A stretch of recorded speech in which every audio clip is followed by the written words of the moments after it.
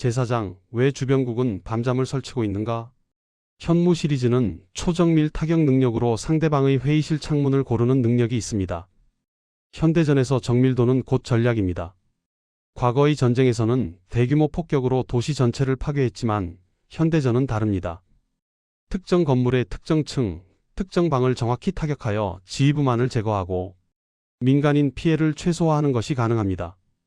한국의 현무 시리즈, 특히 현무3 순항 미사일은 이러한 초정밀 타격 능력을 보유하고 있습니다. 1500km 이상을 비행한 후에도 CEP 수미터 이하의 정확도를 유지합니다. 이는 문자 그대로 적 지휘부의 탁자를 골라서 맞출 수 있는 수준입니다. 이러한 정밀도가 주변국에게 주는 압박은 심리적입니다. 아무리 견고한 벙커에 숨어도, 아무리 경호가 삼엄해도 한국의 미사일은 정확히 그 위치를 찾아가 타격할 수 있습니다.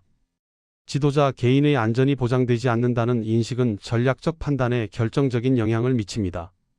다음은 인공지진을 유발하여 땅을 흔드는 타격 능력입니다.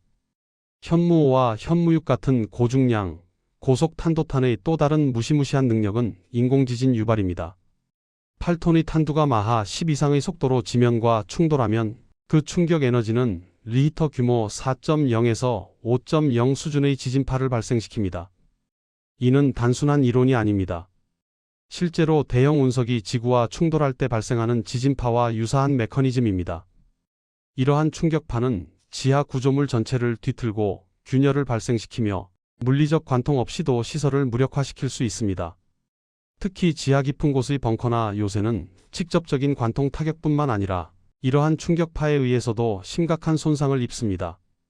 벽이 갈라지고 천장이 무너지며 내부 장비가 파손되고 인원이 부상을 입습니다. 설령 구조물이 완전히 붕괴되지 않더라도 기능을 상실하게 만들 수 있습니다. 다음은 심리적 억제력을 확보하고 핵 없는 핵 보복을 할 수 있습니다. 한국은 핵무기를 보유하지 않았지만 현무 시리즈는 핵에 준하는 보복 능력을 제공합니다.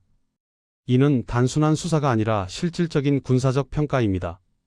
8톤 탄두의 현무5가 주요 도시 중심부에 떨어진다면 그 파괴력은 소형 전술 핵무기와 유사한 수준입니다. 물론 방사능 낙진이나 전자기 펄스 같은 핵 특유의 효과는 없지만 순수한 폭발력과 충격파만으로도 엄청난 피해를 입힐 수 있습니다. 더 중요한 것은 심리적 효과입니다. 한국을 공격하면 핵무기 없이도 우리 수도가 파괴될 수 있다는 인식은 강력한 억제 요인입니다. 이는 주변 강대국들이 한국에 대해 경솔한 군사적 모험을 시도하지 못하게 만드는 방패가 되었습니다. 제5장 미국의 전략적 선택과 인도 태평양 전략의 변화입니다. 현무 시리즈는 중국 견제의 핵심 카드입니다. 미국이 42년간 유지해온 한국 미사일 족쇄를 완전히 풀어준 것은 자선이 아니었습니다. 이는 명확한 전략적 계산의 결과였습니다. 21세기 미국 외교 안보 전략의 최우선 과제는 중국 견제이며 한국은 이 전략의 핵심 축입니다. 중국은 지난 수십 년간 급속한 경제 성장을 바탕으로 군사력을 대폭 증강했습니다. 항공모함을 건조하고 스텔스 전투기를 개발하며 극초음속 미사일을 배치하고 인공섬을 건설하여 남중국해를 내해화하려 시도하고 있습니다.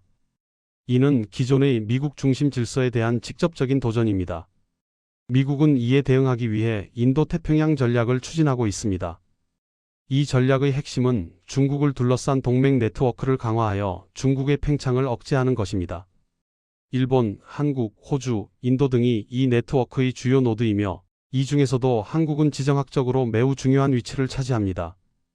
효율적인 전략으로 동맹의 자체 방어력 강화입니다. 미국의 입장에서 한국이 강력한 독자 미사일 전력을 보유하는 것은 여러 가지 이점이 있습니다. 첫째, 미국의 직접 개입 부담을 줄입니다. 한국 자체가 강력한 타격 능력을 보유하면 유사시 미국이 직접 중국 본토를 타격해야 하는 정치적 부담을 피할 수 있습니다. 한국의 미사일이 중국의 군사시설을 견제하는 동안 미국은 보다 전략적인 차원에서 개입할 수 있습니다. 둘째, 중국의 해양 진출을 억제합니다. 한국의 1500km 이상 사거리 미사일은 중국 동부 해안의 주요 해군 기지, 조선소, 항만 시설을 모두 사정권에 둡니다. 이는 중국이 서해와 동중국해에서 공격적인 행동을 취할 때 치러야 할 비용을 극적으로 높입니다. 셋째, 영내 군비 균형을 유지합니다. 중국의 일방적인 군사력 우위를 견제하고 영내 국가들이 중국의 압박에 굴복하지 않도록 균형추 역할을 합니다. 이러한 이유로 미국은 한국의 미사일 주권 회복을 지지했고 오히려 적극적으로 장려하는 태도를 보이고 있습니다.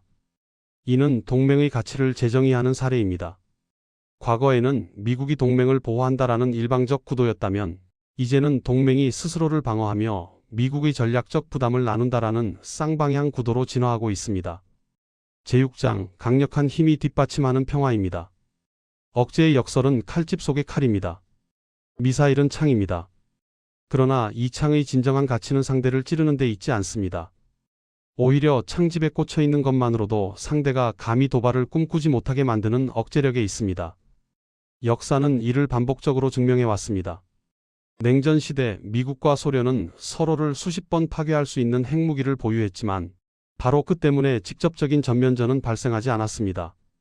이를 공포의 균형 밸런스 오브 테러 또는 상호확증 파괴의 MAD, 뮤추얼리 어슈드 디스트럭션이라고 부릅니다. 한국의 현무 시리즈는 비록 핵무기는 아니지만 유사한 논리를 작동시킵니다. 한국을 공격하면 감당할 수 없는 대가를 치를 것이라는 확신을 적에게 심어주는 것입니다. 이 확신이 확고할수록 실제로 미사일을 발사할 가능성은 낮아집니다. 역설적이지만 가장 강력한 무기는 사용되지 않을 때 가장 큰 가치를 발휘합니다. 평화는 선물이 아니라 성취이다. 한반도의 평화는 누군가 선물로 주는 것이 아닙니다. 우리 스스로 강한 힘을 갖추고 그 힘을 바탕으로 성취해내야 하는 것입니다. 역사를 돌이켜보면 약한 국가는 언제나 강대국의 희생양이 되었습니다. 힘이 없으면 정의도, 외교도, 협상도 무의미합니다.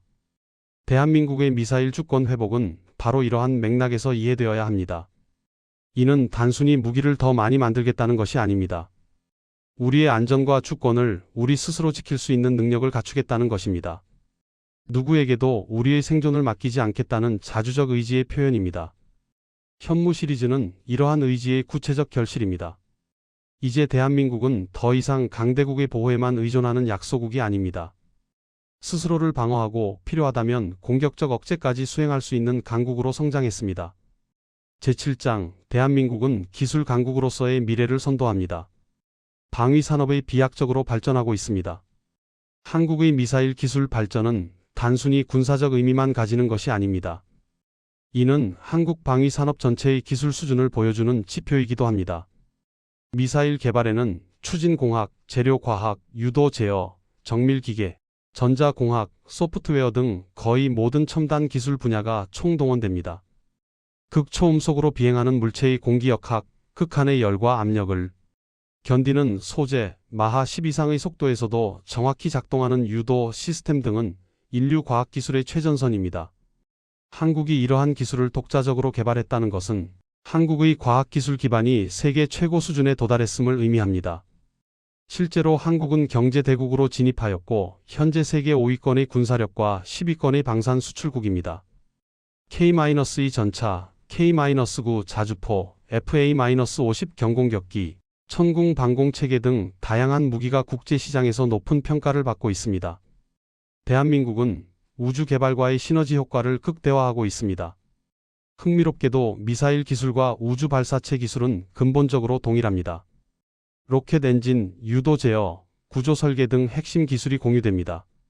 한국이 2022년 누리호 발사에 성공하고 독자적인 우주 발사 능력을 확보한 것은 우연이 아닙니다. 수십 년간 축적된 미사일 기술이 우주 개발의 토대가 되었습니다. 앞으로 한국은 달 탐사, 화성 탐사 등 보다 야심찬 우주 프로그램을 추진할 계획입니다. 현무 시리즈 개발을 통해 쌓은 기술력은 이러한 우주 개발에도 직접적으로 활용될 것입니다. 군사와 민간, 지구와 우주를 아우르는 통합적 기술 생태계가 형성되고 있는 것입니다. 여러분이 오늘도 그리고 내일도 안심하고 일상을 누릴 수 있기를 바랍니다. 그 평화로운 일상 뒤에는 현무 시리즈가 있습니다. 다음 영상에서는 더 좋은 내용으로 찾아뵙겠습니다. 구독과 좋아요, 알림 설정 부탁드립니다. 시청해 주셔서 감사합니다.